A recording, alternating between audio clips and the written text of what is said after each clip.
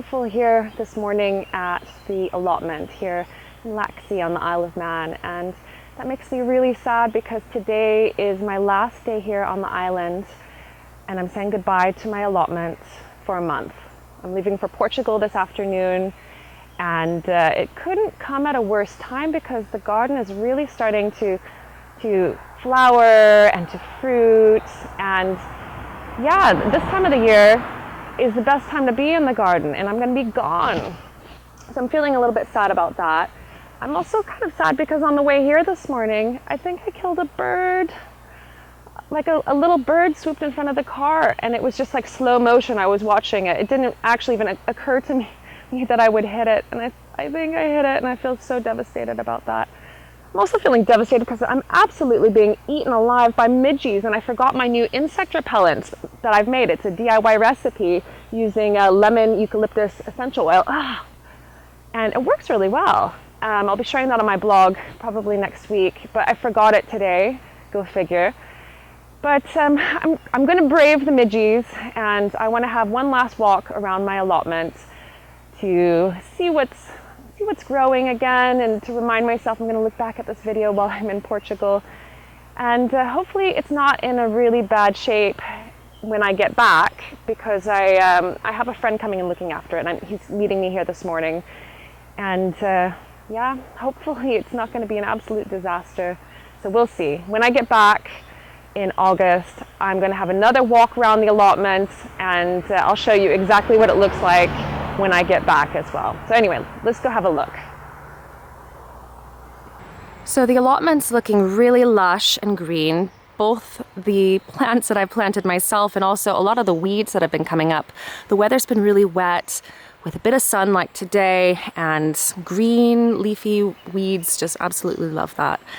Hopefully my friend who's looking after the plot will do a bit of weeding for me. So down in this bed we have my cucumbers and gladioli. On the other side I've got some beetroot and weeds basically. And in this corner I have my oca, the New Zealand yam.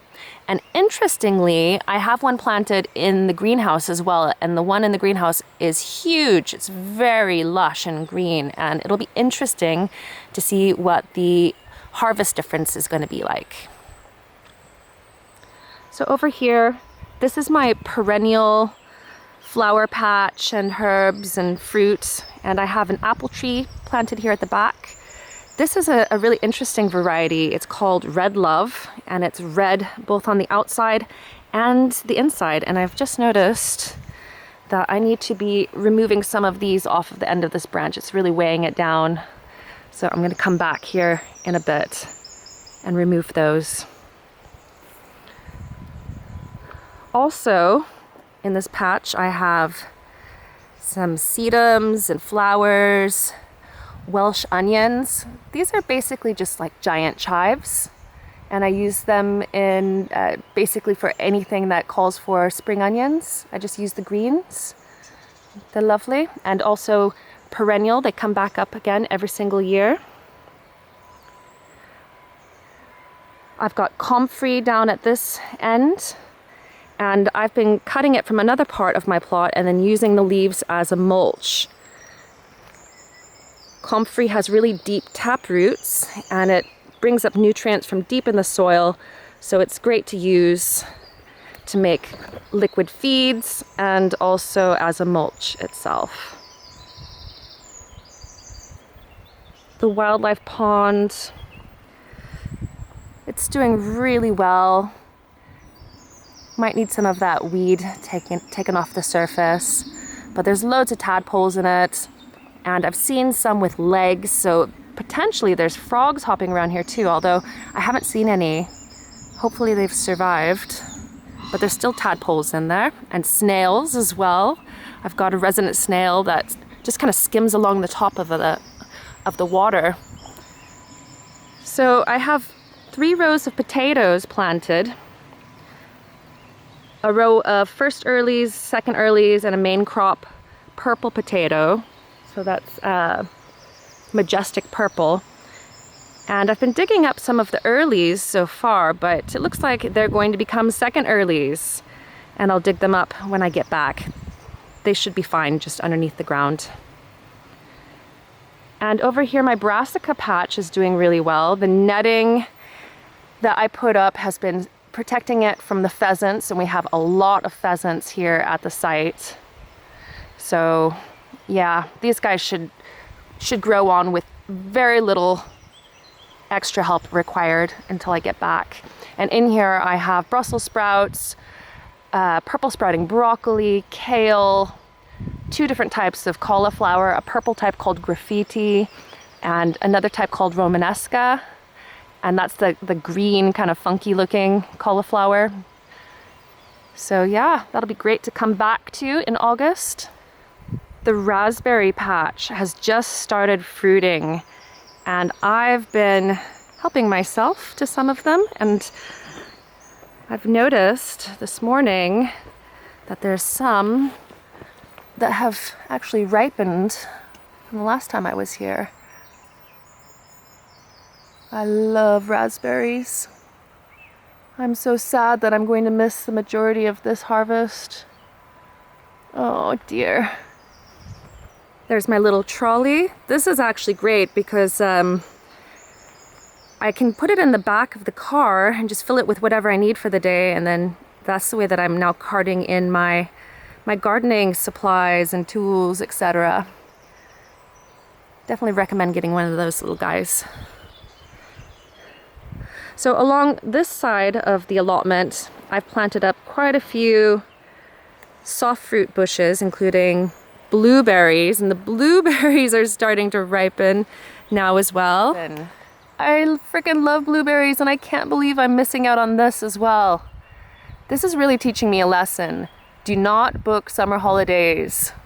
Go in the winter. But this patch is looking lovely. It's filled with calendula flowers that you can use in cooking and also making handmade beauty products. I've got, I think, 7 blueberry bushes in here. Here's some more down here. Absolutely laden with berries. And here as well. If these aren't netted, the pheasants will find them as they start ripening, and they'll be completely stripped like they were last year. So down here I had another comfrey plant. It's still here. I literally just cut all the leaves off 2 weeks ago, and look at how many are back.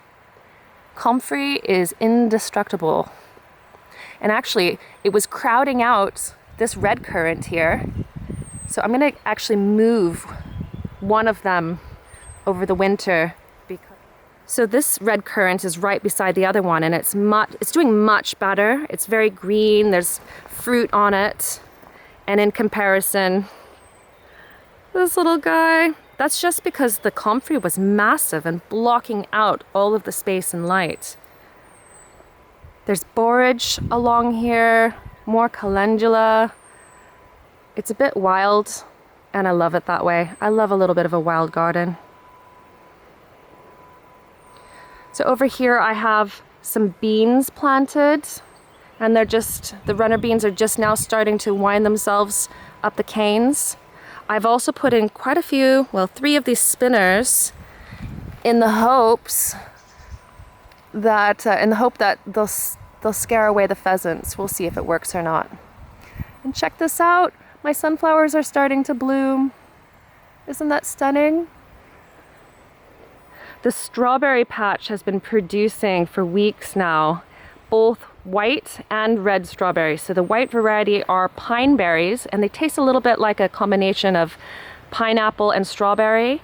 And there's also red strawberries in there too, but I've found that most of my transplants, all the new ones, I think that they're all pine berries. So next year I'm going to put in just red strawberries, a couple rows of them, because I like to have a mixture. So looking out over my plot, it looks in pretty good shape. Fairly easy for my friend to look after. I hope that it's in good shape when I get back as well. Otherwise, I will just be spending a little bit more time and getting it tip-top again. And when I'm back in August, I'll be sowing quite a bit as well, because you can sow quite a few greens around August time that will be ready through late summer and early autumn. So goodbye, allotments. I hope you stay well. I will miss you, and I'll see you in August.